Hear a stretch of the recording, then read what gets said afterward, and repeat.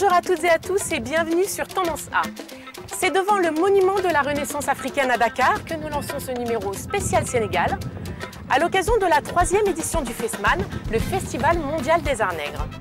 Après une toute première édition en 1966 à Dakar et une deuxième édition en 1977 à Lagos au Nigeria, le FESMAN se réinstalle ici même à Dakar pour célébrer la culture noire et les arts, avec le design, la musique, l'architecture, la littérature et la mode bien sûr.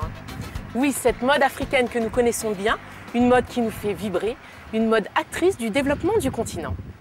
C'est pourquoi nous avons décidé de vous offrir un numéro exclusif dédié à la mode, durant lequel vous découvrirez tout un panel de créateurs africains, tous plus incroyables les uns que les autres, au cours de 3 défilés somptueux dignes des plus grands podiums.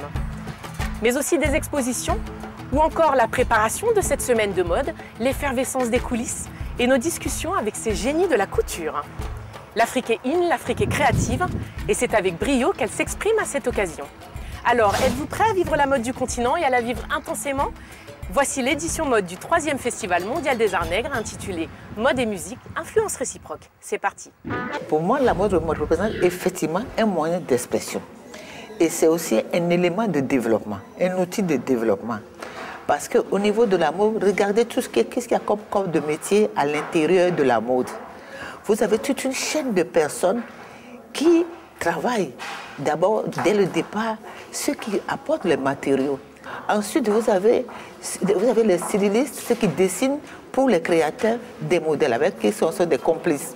Et vous avez maintenant les mécaniciens, ceux qui sont sur les machines qui piquent. C'est tout un monde. Une fois que le vêtement est fait, quand vous voulez le présenter au monde, c'est encore une autre chaîne, vous abordez une autre chaîne. Vous avez les habilleuses, vous avez les repasseurs, vous avez les retoucheurs.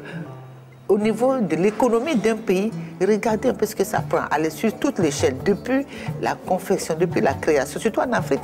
Parce que nous avons cette chance en Afrique d'avoir le textile en notre sein, fait en Afrique, made in Africa.